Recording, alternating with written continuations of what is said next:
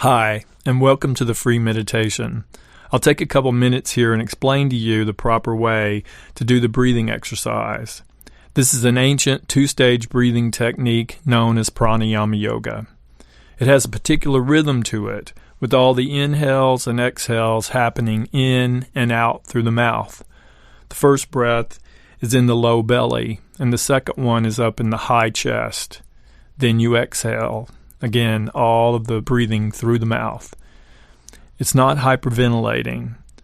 Once you get into a flow, it will be a steady rhythm similar to exercise.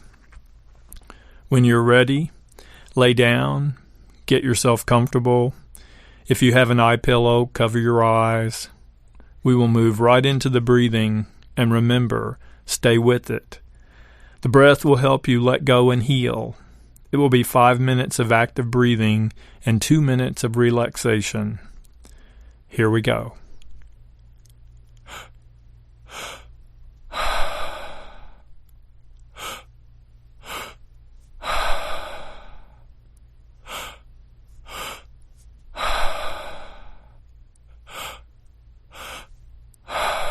And just continue that rhythm, staying right with it.